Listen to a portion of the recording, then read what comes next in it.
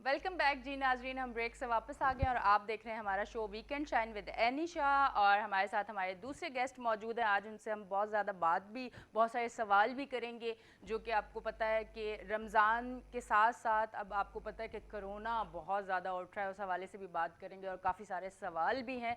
और अगर आप भी कोई सवाल करना चाहें तो आप कॉल करके हमारे प्रोग्राम में शामिल हो सकते हैं। मेरे साथ हमारे गेस्ट मौजूद हैं, उनको वेलकम करते हैं। उनका नाम है साहबजादा मुअज़्ज़म कुरैशी, सिंध कौंसल मेंबर पीपीपी। अस्सलाम वालेकुम, कैसे हैं आप? अल्हम्दुलिल्लाह। आप कैसी हैं? खैरियत से? मैं बिल्कुल ठीक ठाक। अच्छा ये बताएं, सबसे पहले तो हम महंगाई की बात करेंगे कि वैसे भी खैर महंगाई तो बहुत ज़्यादा थी, पर रमज़ान आते ही हमें लग रहा है कि महंगाई और ज़्यादा बढ़ गई है। सही कह रही तो हैं। या तो इसे कंट्रोल होना चाहिए था, क्योंकि हम तो मुस्लिम कंट्री हैं, हमें तो इस रमज़ान में जो हम कोशिश ये करनी चाहिए कि महंगाई पे काबू करना चाहिए, पर हम लोगों की कोशिश होती है कि ये महीना है, इसी में तो हमने कमाना है, क्योंकि ईद के बाद तो हमने घूमने जाना है और सारी चीज़ें उसी से करनी है। सही तो कह रही महंगाई क्यों नहीं कंट्रोल हुई? हैं। देखिए, महंगाई के बहुत डिफरेंट एस्पेक्ट्स हैं। महंगाई के अंदर सबसे पहले तो हमें ये देखना होगा कि महंगाई के अंदर जो अशिया है, खुर्दोनोश है, मिसाल के तौर पे चीनी, आटा, बाकी चीज़ें, उसकी कीमतें क्यों इतनी बढ़ गई आपके सामने है। पहले 75 रुपये चीनी थी, आज माशाल्लाह सेंचुरी हो चुकी है, बल्कि 110 पे बैटिंग कर रही है।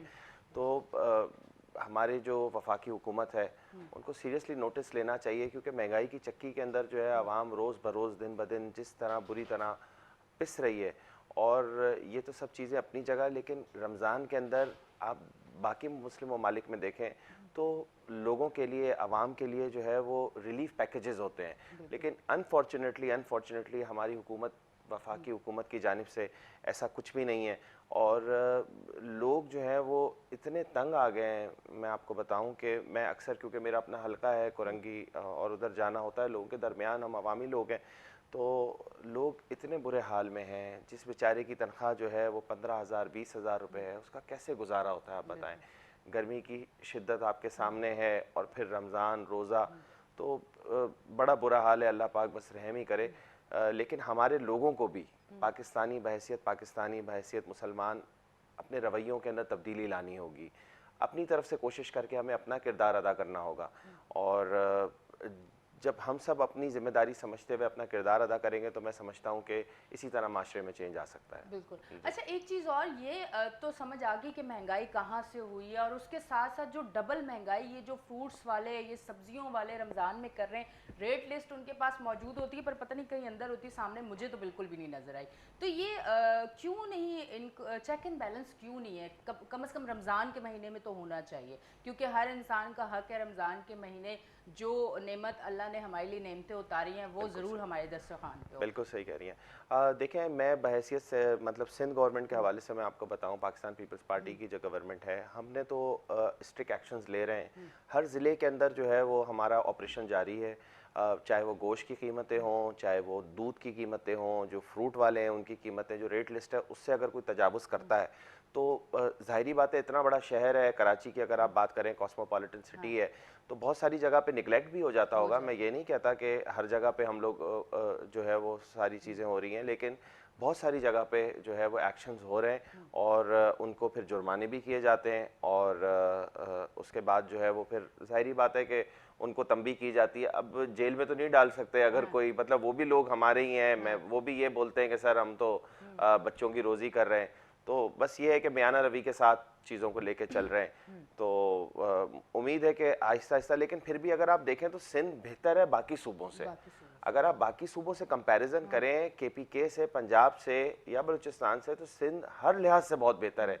चाहे आप कोरोना की जो मुतासरीन है उससे भी अगर आप कंपेयर करें, तो पंजाब की मैं समझता हूँ पंजाब हुकूमत की नाकिस पॉलिसीज़ की वजह से इस वक्त 20% पे रेशो है वहाँ पे। बिल्कुल, इसी पे मैं आऊँगी, क्योंकि पिछले साल जब कोरोना आया तो सिंध हुकूमत की पॉलिसी बहुत अच्छी थी, जिसकी वजह से हम लोग पिछली बार भी काफ़ी हद तक बड़े सेफ भी रहे और काफ़ी हद तक सही मामला रहा, और अभी तक भी माशाल्लाह ऐसा ही कोई सिलसिला है। अच्छा ये बताएं, सिंध हुकूमत के क्या इकदाम हैं आगे कोरोना के हवाले से? देखें, कोरोना के हवाले से हमने रिक्वेस्ट की है, क्योंकि ड्रैप, आपको पता है, drug regulatory authority of Pakistan, वो जो है वो इजाज़त देती है वैक्सीन मंगाने की।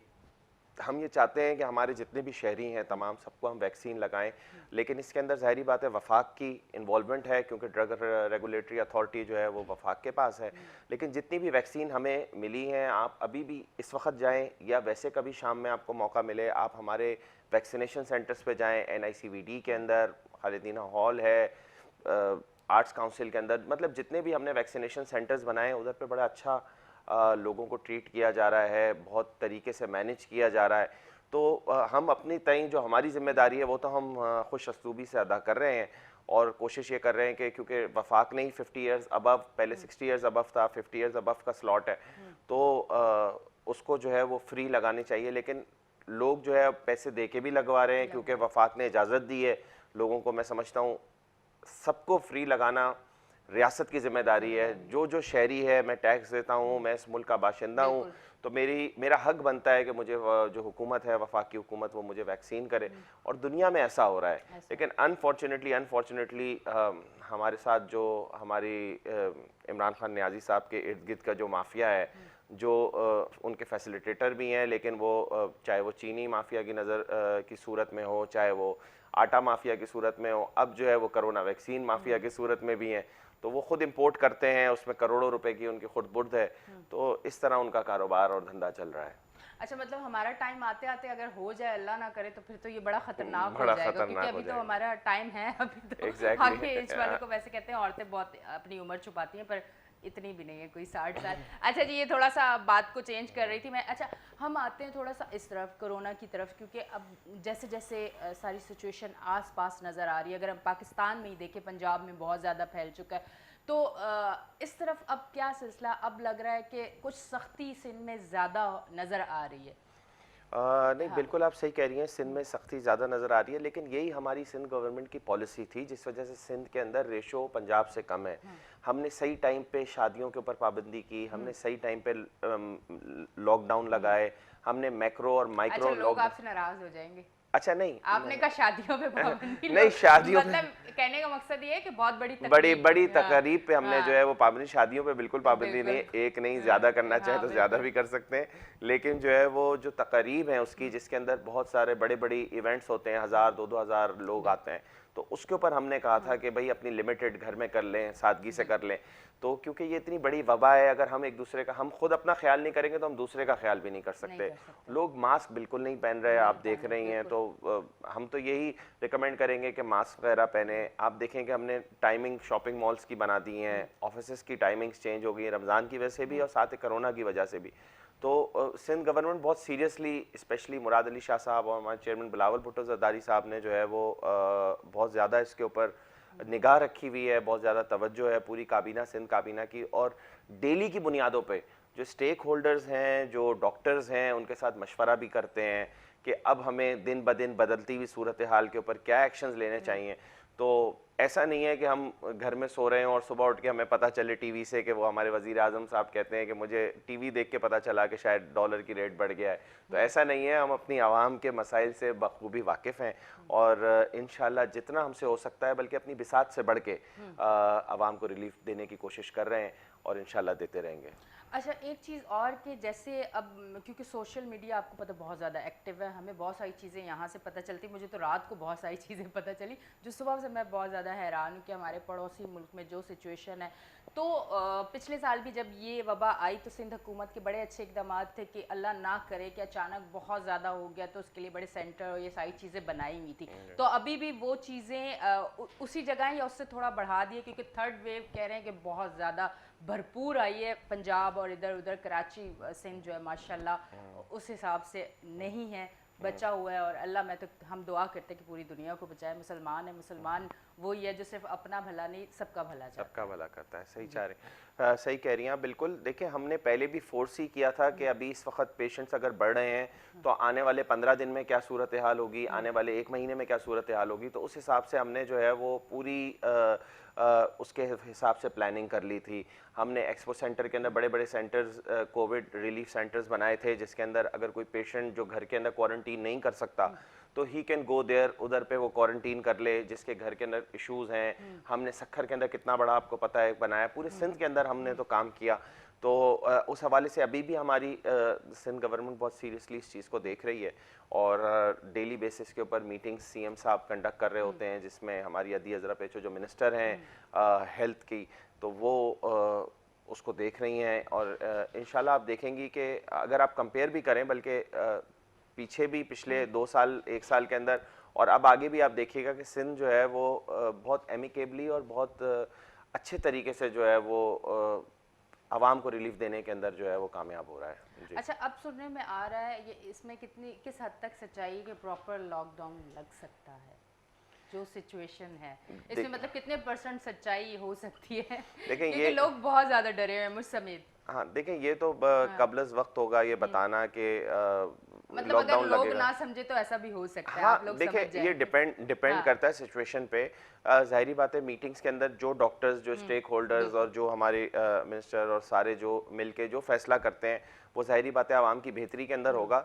लेकिन लोगों को इस वक्त मेरा ख्याल है आपके थ्रू ये पैगाम हमें देना चाहिए कि एहतियात करें, मास्क पहने। ये मास्क भी एक तरह से वैक्सीन है। देखें, prevention is better than cure.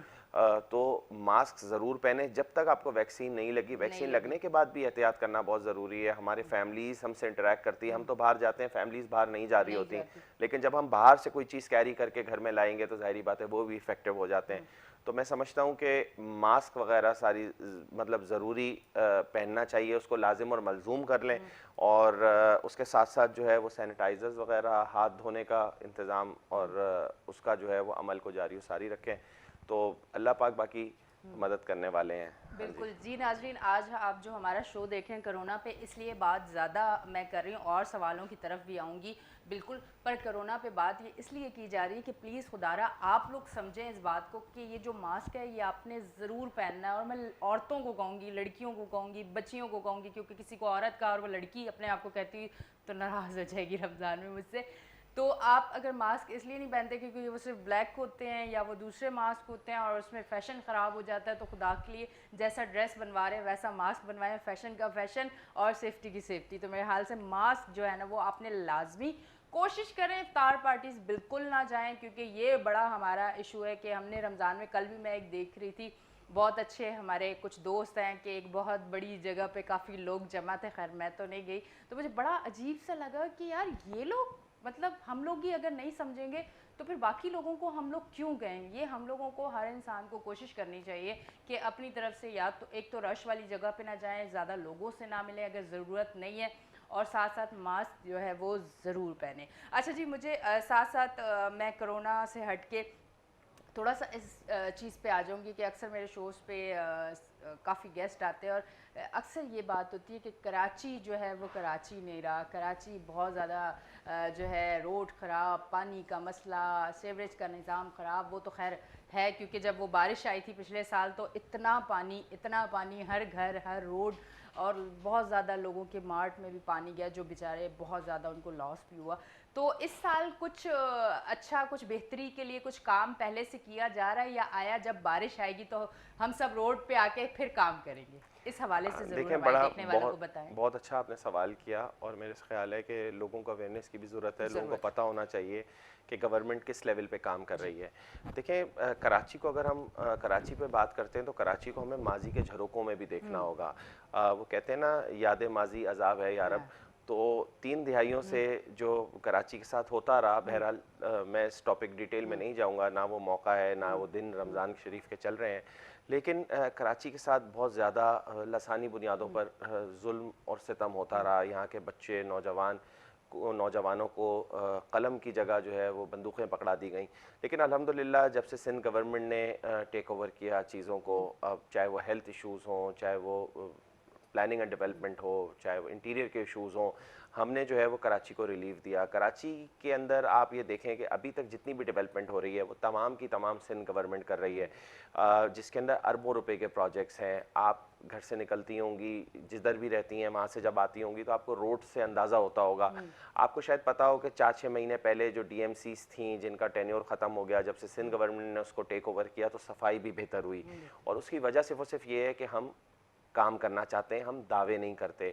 शायद आपको पता हो कि 1100 अरब रुपए का पैकेज कराची के लिए, स्पेशल पैकेज इमरान खान साहब ने अनाउंस किया। उससे पहले 162 अरब किए और अब जो है वो सखर के अंदर आके जो है उन्होंने 448 या पता नहीं 450 अरब रुपए तो अनाउंसमेंट्स करते हैं, लेकिन आप कहीं पे मुझे बजट एलोकेशन दिखा दें उनकी, कहीं पे आप मुझे दिखाएं कि वो वाकई देना चाहते हैं। बिल्कुल भी ऐसा नहीं है, बस वादे हैं, सिर्फ लारे लप्पे लॉलीपॉप्स हैं। लेकिन अगर आप सिंध गवर्नमेंट की बात करें, इस वक्त हमारे ऑन गोइंग प्रोजेक्ट्स अरबों रुपए के हैं, चाहे वो आप मलीर कॉजवे, आपको पता है कि इस वक्त जो हम बनाना शुरू कर दिया है, शार फैसल पूरा आपके सामने है, कोरंगी इंडस्ट्रियल एरिया आपके सामने है, सुपर हाईवे आपके सामने है, ब्रिजेस। इनफैक्ट अगर इंफ्रास्ट्रक्चर की बात करें, पार्क्स की अगर आप बात करें, जितने पार्क्स जिनके ऊपर इंक्रोचमेंट हो गई थी जो चाइना कटिंग के नाम पे, उनको हमने बाजियाब कराया। आप एम्प्रेस मार्केट जाके देखें, उसके इर्द गिर्द क्या हाल था। और आज आप देखें कि पूरा ग्रीन लश एरिया है, उसके इर्द गिर्द एक हमारा आइकॉनिक प्लेस है। तो इस तरह हमने जो है वो कराची के हर कोने के अंदर काम किया और करते आ रहे हैं। लेकिन अफसोस के साथ कहना ये पड़ रहा है आपके, क्योंकि अब बात शुरू हुई है तो अब मैं थोड़ा सा आपको कुछ हकाइक से आगाह करूं। ज़्यादा नहीं करना रमजान नहीं, मैं हकाइक से आपको आगाह करूं। यकीन माने कि बहुत सारे हमारे काम जो कि हमने पाया तकमील पे पहुंचने वाले थे और कुछ तो मुकम्मल हो गए, और जो पाया तकमील पे उसके अंदर बहुत सारे हमारी जो वफाकी हुकूमत के नुमाइंदे हैं, उन्होंने उसके अंदर काफ़ी ज़्यादा इश्यूज़ क्रिएट किए। बहुत सारी जगहें हमने नई बनाई, उनको तोड़ के PWD के ज़रिए जो है उन्होंने उसको ख़राब करने की कोशिश की।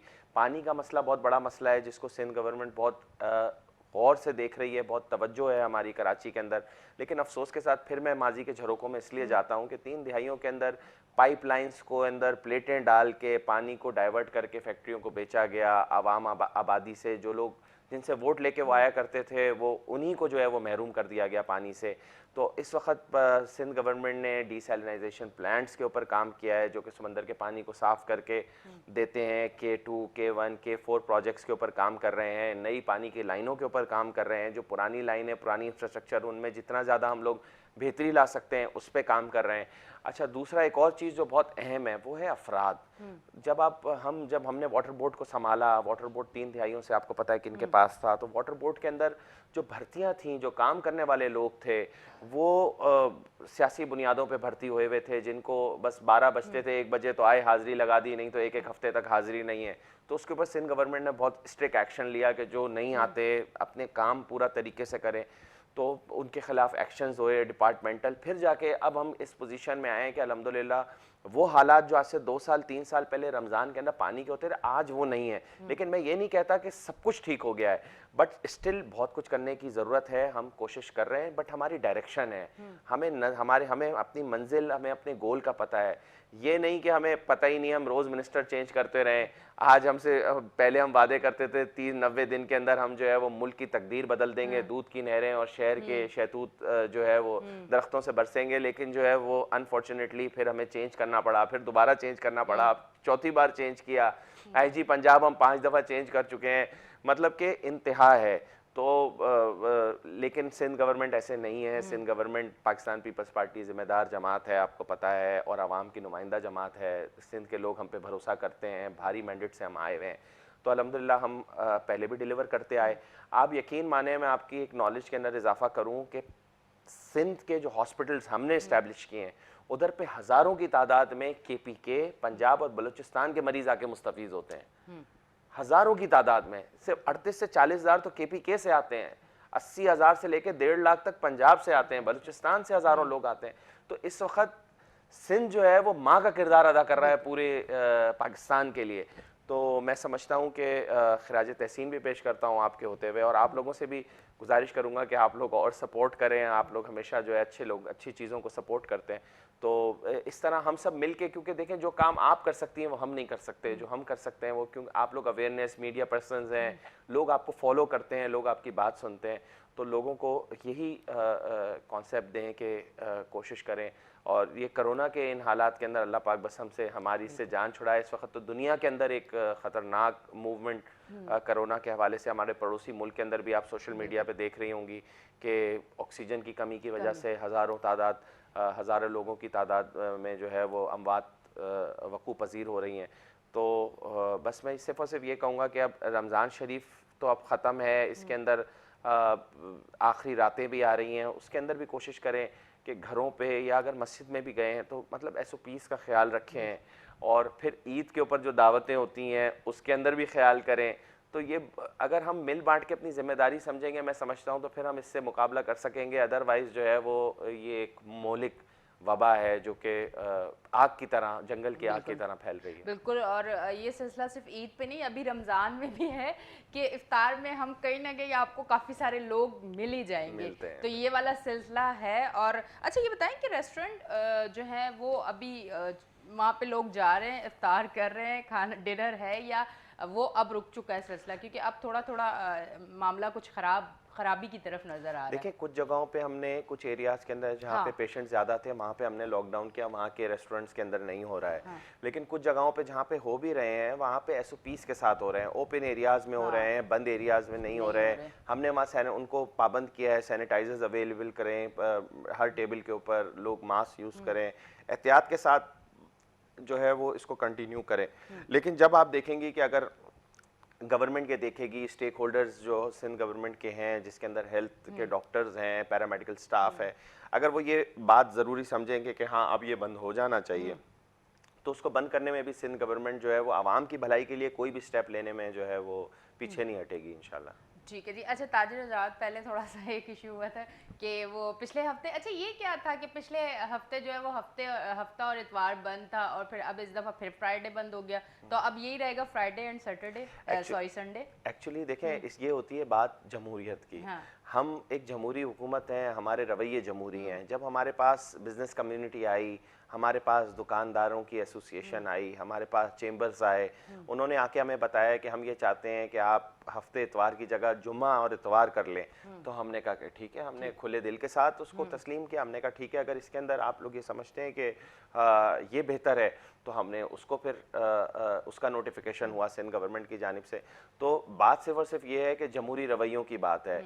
मतलब हमने आवाम से कभी भी, आवाम हमारी आवाम है, हमने उनसे जंग तो नहीं करनी। जिस तरह पिछले दिनों हम देखते रहे कि बलूचिस्तान के अंदर इतना बड़ा अलमनाक वाक़या हुआ, लेकिन हमारी जो वफाकी हुकूमत थी वो उनसे मतलब उनको कंसोलिडेट करने के बजाय, उनके ज़ख्मों पे मरहम रखने के बजाय उनसे जंग में लगी रही कि हम अभी नहीं आएंगे, पहले ये करो फिर आएंगे, फिर इस तरह। तो हम कराची हो चाहे सिंध हो, हम उसको बिल्कुल अपने माँ की तरह, अपने घर की तरह देखते हैं, और पूरे पाकिस्तान को इस तरह से देखते हैं। और इसकी जो बेहतरी के अंदर जो भी स्टेप्स हमें लेने पड़े, हम हमेशा से लेते आए हैं फ्रंट फुट पे आके, और अभी भी हम जो है वो फ्रंट फुट पे ही आके जो है वो लेंगे। अपनी आवाम को हम ना अकेला छोड़ा है, ना कभी अकेला छोड़ेंगे। अच्छा लोगों की मैंने ये काफ़ी चीज़ें सुनी है, तो आज मैंने सोचा कि मौका है तो बात कर ही लो और आप लोग भी सुन लें। मतलब लोगों का ये कहना है कि जब टाइम आपने कम कर दिया तो रश बढ़ गया, क्योंकि लोगों को पता है कि 6 बजे सब कुछ बंद हो रहा है, तो हर बंदा बाज़ार में भी जा रहा है, हर बंदा जो है वो अगर किसी मार्ट में भी जा रहा है, घर का सामान भी ले रहा है, तो उसने 6 बजे से पहले लेना, और बहुत ज़्यादा फिर लोग भी हो जाएंगे। हालांकि एसओपीज़ को फॉलो कर रहे हैं, ऐसी कोई बात नहीं है। मैं सवाल ये इसलिए कर रही हूँ आप लोगों का, वरना मुझे इस चीज़ का पता है, फासले के साथ सारी चीज़ें हो रही है। मैं भी 1-2 मार्ट में गई हूँ तो बड़ा लाइन लगा के अगर अंदर लोग, मैं ये इसलिए बात कर रही हूँ क्योंकि मुझे पता है आपके लिए सिर्फ। अच्छा मैं सवाल करके फिर ब्रेक पे भी जाऊंगी, जवाब मैं ब्रेक से वापस आके लूँगी। लोगों का ये कहना है कि अब बाज़ार जो बड़े बड़े हाई क्लास बाज़ार है, वहाँ तो मैं उस जगह तो गई हूँ मॉल्स में, वहाँ मुझे पता है बहुत तरीके से एसओपीज़ को फॉलो किया जा रहा है। पर अब जो छोटे हमारे बाज़ार है, जैसे तारिक रोड ले लें, ये इस तरह की और काफ़ी सारी मार्केट्स हैं, वहाँ पे थोड़ा सा मसला होता है, बनी हुई कुछ इस तरह से। तो लोगों का कहना है कि हम जब 6 बजे तक टाइम है तो हम तो फिर जल्दी जल्दी में सारे लोग जमा हो जाते हैं, शॉपिंग भी करनी है, सब कुछ करना है, तो थोड़ा सा अगर टाइम आगे बढ़ जाए तो आपने अपने अल्फाज में जवाब देना है ब्रेक के बाद, क्योंकि ब्रेक का टाइम आ गया। जी नाज़रीन, आप देख रहे हैं हमारा show weekend shine with Anisha, मैं हूँ आपकी होस्ट। लेते हैं एक छोटी सी ब्रेक।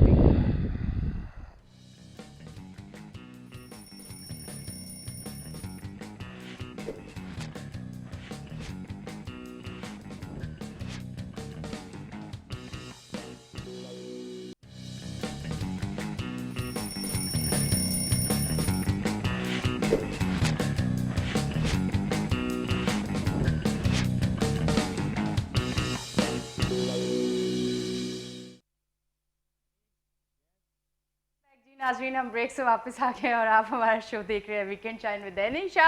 अच्छा जी, ब्रेक पे जाते हुए भी काफ़ी सारे सवाल होते हैं, मैं पूछ लेती हूँ तो वो शायद ब्रेक से आते ही मैं सवाल ही पूछ रही थी, चले कोई बात नहीं, ऐसा भी होता है। अच्छा ये बताइए कि ब्रेक पे जाते हुए मैंने आपसे सवाल जो पूछा था उस पर थोड़ा सा जवाब, इसलिए कि हमारी आवाम जो है वो बहुत मासूम है, तो उसके बहुत मासूम मासूम उनके सवाल होते हैं, तो अक्सर वो हमसे इसलिए कर लेते हैं कि आपके शो पे अगर कोई गेस्ट आए, पीपल्स पार्टी से आए, तो आपने ये सवाल ज़रूर पूछना है। तो है तो बहुत मासूमाना सवाल, तो इसलिए मैंने कहा जवाब भी ज़रूर लेना है मैंने। देखिए, आपने सवाल बहुत अच्छा किया कि हमने टाइमिंग्स जो हैं वो कम की हैं, तो उसके अंदर जो है वो लोग शायद आपके ख्याल में रश बढ़ जाए, लेकिन टाइमिंग कम करने का जो बेसिक मकसद है वो मकसद ये है कि लोग सुबह से हमने टाइमिंग शुरू की है, मतलब लेट शुरू करने के बजाय हमने सुबह उसको ले गए।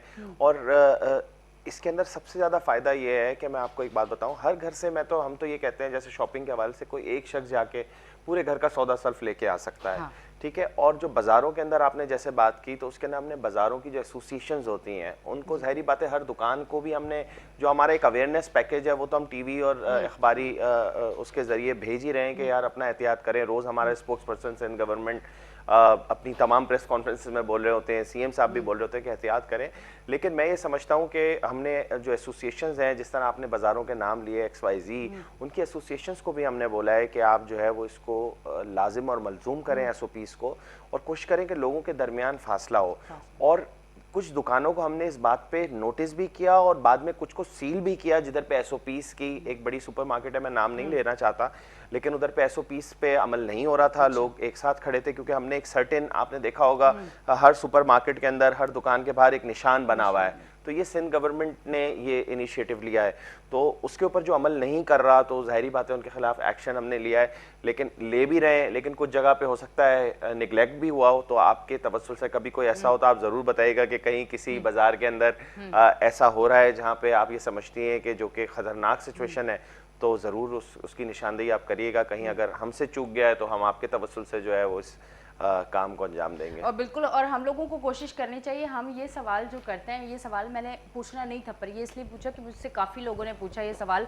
हालांकि मैंने जवाब तो अपने तरीके से दिया था, पर उनको समझ नहीं आ रहा था, तो मैंने कहा चले मैं सवाल कर लूँ, वरना उनको लगेगा कि आप जब हमारी कोई हक की बात होती है आप लोग करते नहीं, मीडिया वाले चुप हो जाते हैं। तो मैंने कहा हम चुप नहीं होते, हम सवाल भी करते हैं। पर कोशिश करें आप लोग अगर इस तरह की मार्केट्स में जा रहे हैं और आप अगर शॉपिंग कर रहे हैं, हर किसी का देखें, महंगाई बहुत ज़्यादा बढ़ चुकी है और हर कोई बंदा इतना अफोर्ड नहीं कर सकता कि आप ब्रांड्स के कपड़े लें और वहाँ जाएं, और इतना एक्सपेंसिव है। घर में अगर 3-4 बच्चे हैं तो बड़ा मुश्किल हो जाता है। तो फिर ऐसी जगहों से ज़रा आपको सही चीज़ें मिल जाती, पर खुदारा ख्याल रखें, आपकी ज़िंदगी बहुत कीमती है। क्योंकि मुझे मुराद अली शाह साहब की एक बात बहुत दिल को लगी थी, और वो उस टाइम ही लगी थी पिछले साल, कि उन्होंने कहा आपकी ज़िंदगियाँ बहुत कीमती हैं, और वो अभी तक मेरे जहन में। तो वाकई हमारी ज़िंदगियाँ बहुत कीमती हैं। आपने खुद से लोगों के अंदर फासला रखें, कोई ज़रूरत नहीं, आपने बाहर नहीं जाना।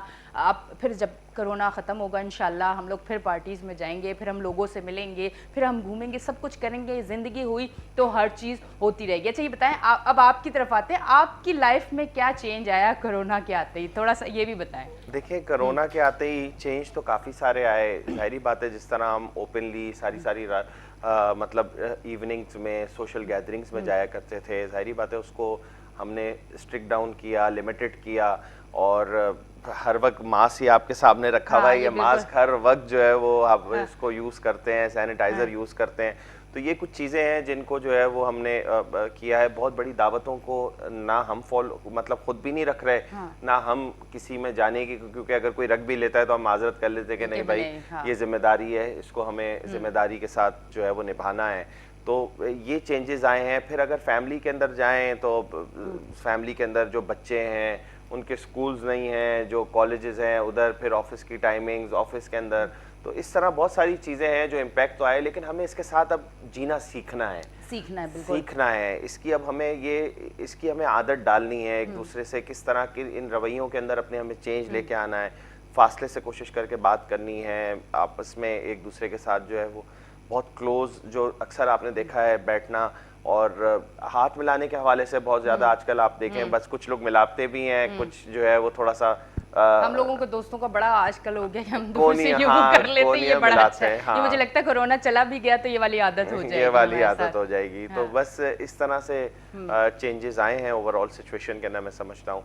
लेकिन फिर भी अभी बहुत कुछ बेहतर होना बाकी है, और अभी भी लोग फॉलो कर रहे हैं, लेकिन अभी भी कमी है। हाँ, अवेयरनेस की ज़रूरत है। लोग कुछ जगहों पे तो मैं जाता हूँ, हैरान हो जाता हूँ, बोलते हैं कुछ भी नहीं है कोरोना वरोना। हाँ, और एक और बड़ा फेमस आपने डायलॉग नहीं सुना, जड़ी रात कब्र है चौबार के वो लिए। बाहर कोई नहीं है। ये हम पाकिस्तानियों की इतनी जबरदस्त चीज है ना कि मैंने अगर किसी को बोला तुमने मास्क नहीं पहना, जड़ी रात कब्र है चौबार नहीं, तो बस फिर वो सुन के मैं हैरान हो जाती हूँ। हम वो वाली आवाम है। और अच्छा, एक चीज मैं जरूर कहना चाहूंगी, हो सकता है पंजाब के लोग मुझसे नाराज भी हो जाए, पर पंजाब के लोगों का मैंने, क्योंकि मेरा भाई खुद लाहौर में रहता है, मैंने पंजाब के लोगों का सुना है कि वो लोग, ये बड़ा सिर्फ उन्हीं की हरकतों की वजह से, ये भी मैं आपको बता रही हूँ, आप लोगों की हरकतों की वजह से, कि वो लोग एक ही जगह इतने लोग खाने की जगह पे वो खड़े हुए हैं, खा रहे हैं, मतलब अभी तो रमज़ान हो गया उससे पहले, और एक साथ वो जुड़े हुए हैं, लोगों के घर जा रहे हैं, उन्हें कोई ऐसे लगता है कि वहाँ कोरोना था ही नहीं, और पंजाब के लोग नहीं समझते थे, और ये मसला हुआ है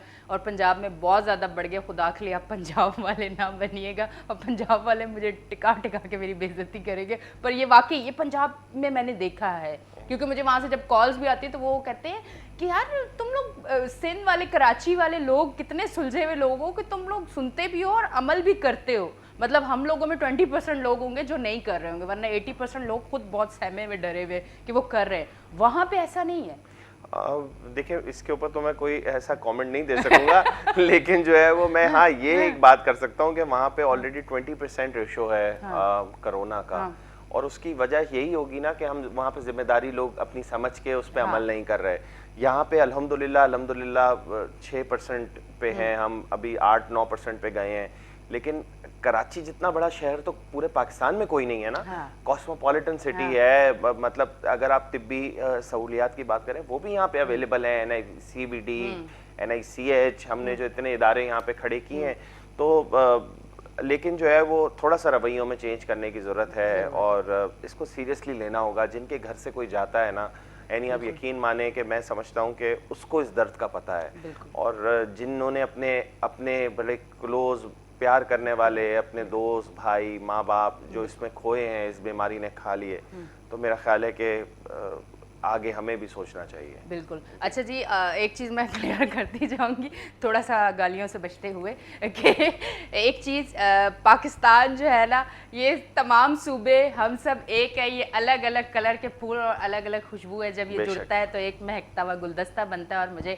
अपने पूरे पाकिस्तान से, पंजाब हो, कराची हो, कुछ भी हो, मुझे सबसे बहुत ज़्यादा प्यार है। पर ये बात मैंने अपना होते हुए ये आपसे कहा है कि खुदारा समझ जाएं, क्योंकि अल्लाह ना करे कुछ भी हुआ आप लोगों को तो आप अपने घर के लिए भी बहुत कीमती है, क्योंकि अगर घर से एक घर का कोई फर्द जाता है वो अपने घर वालों के लिए भी बहुत कीमती होता है। तो आप अपने लिए नहीं तो अपने घर वालों के लिए ज़रूर इन चीज़ों का ख्याल रखें, और हम भी अपना कोशिश कर रहे हैं कि ख्याल रखें। और उसके साथ साथ हम जो अपनी आदत थी उसको भी हमने बहुत ख़त्म किया, क्योंकि हम लोगों की एक आदत होती है कि रमज़ान के आते ही वो इफ्तार पार्टीज़ में जाना है, वो आपको बुफे के लिए वो आपने फिक्स किया होता है, इस रेस्टोरेंट में जाना है, इसमें जाना है, ये थोड़ी सी हमारी एक रूटीन रही है। पर हमने अपने आप को रोका सिर्फ इस वजह से कि ये वबा बहुत ज़्यादा ख़तरनाक है। अच्छा जी, मुझे एक बात जो मैं करना चाह रही हूँ, वो इसलिए करना चाह रही हूँ कि थोड़ा सा इस तरफ भी आते हैं कि हम लोग फैशन को बहुत ज़्यादा फॉलो करते हैं, तो ऐसा क्यों ना हो जाए, जो डिज़ाइनर लोग हमें देख रहे हैं कि जेंट्स के भी जो कपड़े बन रहे हैं उसी के साथ का मास्क हो, लड़कियों का भी हो, ताकि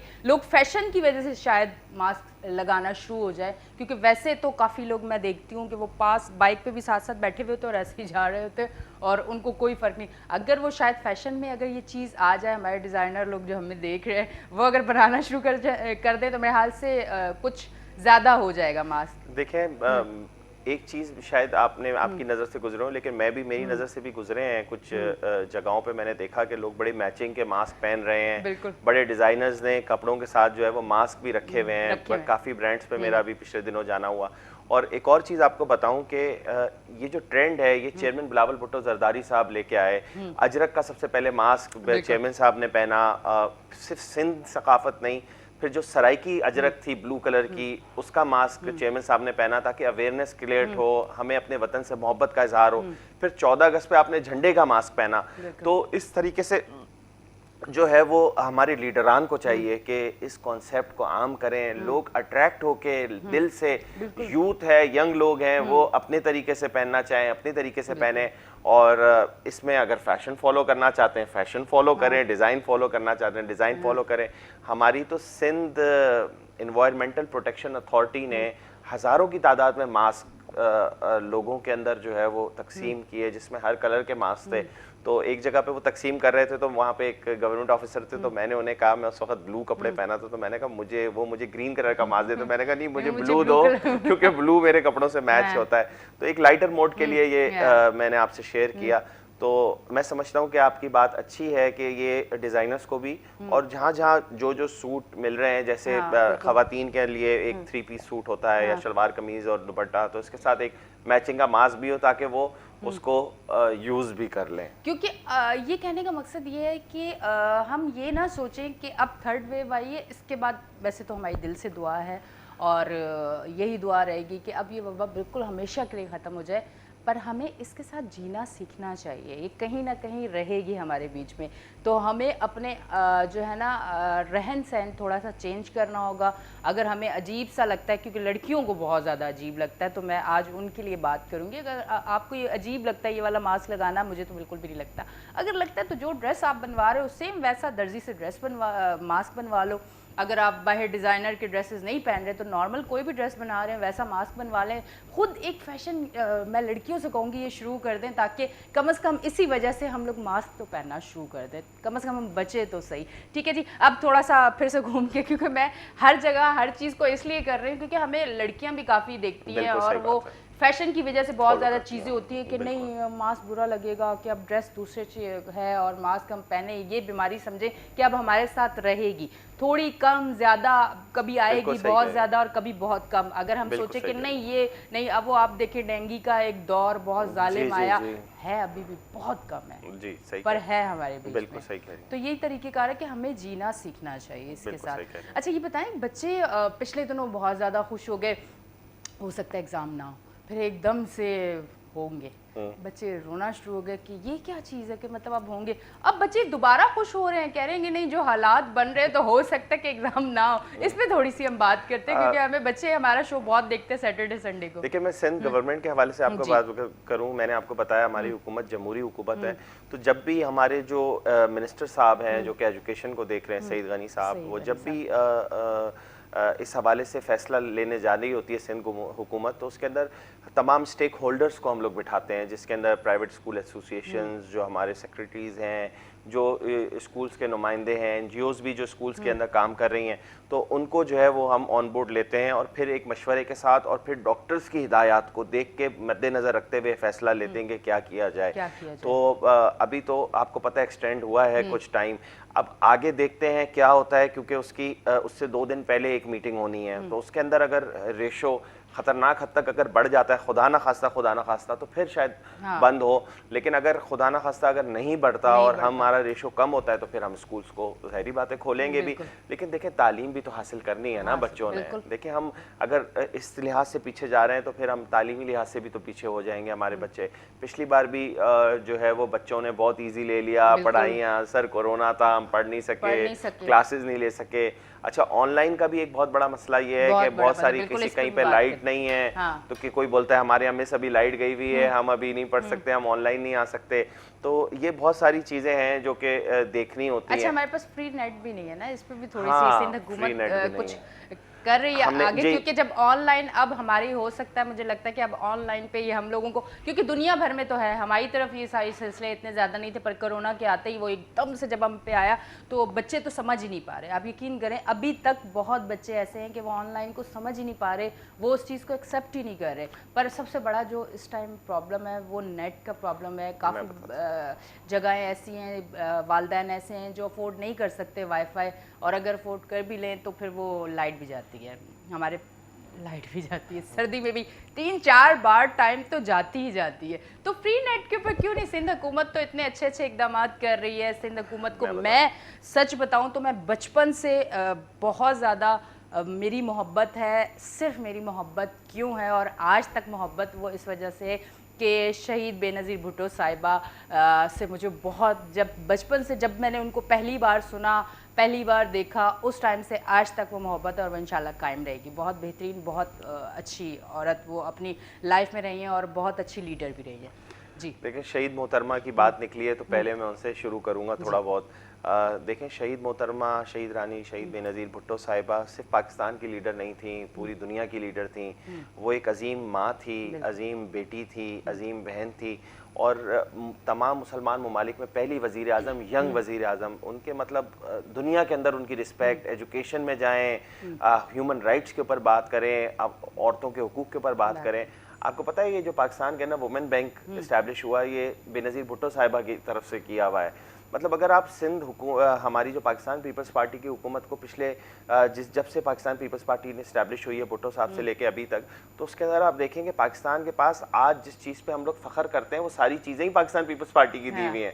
चाहे वो एटॉमिक पावर हो, चाहे वो हमारा पासपोर्ट हो, चाहे वो हमारा शनाख्ती कार्ड हो, चाहे वो 1973 का आइन हो, मतलब मिसाइल टेक्नोलॉजी हो, क्या क्या गिनवाऊँ, सीपैक, मतलब हर चीज़, मोस्टली जो बड़ी चीज़ें, बाकी लोग तो आके तख्तियाँ और फीते कटवा के जो है वो अपना नाम लगा लेते हैं, लेकिन जो वो कहते हैं ना कि जो मुसल्लिमा हकीकत होती है वो सब पे आया होती है। तो वो जो शहीद मोहतरमा का क्योंकि नाम आया तो फिर जाहिर बात है कि हम भी नहीं, मैं भी नहीं रुक सका। और वो तो ऐसी हैं कि दुनिया के अंदर मतलब जिनका पाकिस्तान से ताल्लुक नहीं है वो भी उनको आइडियलाइज करते हैं। उन्होंने एक विजन दिया ख़वातीन को और वुमेन एम्पावरमेंट पे जितनी आवाज़ शहीद मोहतरमा ने उठाई है, मैं समझता हूँ किसी ने आज तक नहीं उठाई। इसके साथ ही जो हम दूसरी गुफ्तगू जो आप कह रही थी कि कोरोना के हवाले से जो आपकी बात हो रही थी, तो उसके ऊपर भी मैं यही अर्ज़ करूँगा कि सिंध हुकूमत तो अपना काम कर रही है, लेकिन साथ ही जो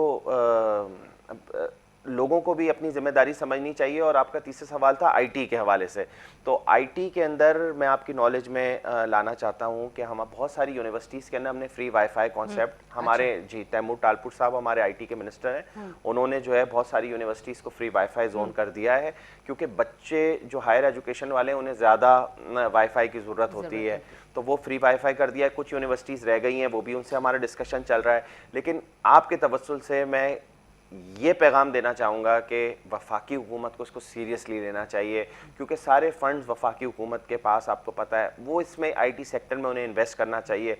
करोड़ों रुपए जो है वो गैर मुल्की इमदाद लेते हैं, रमज़ान के अंदर आके अपने अस्पताल के लिए चंदा मांग लेते हैं।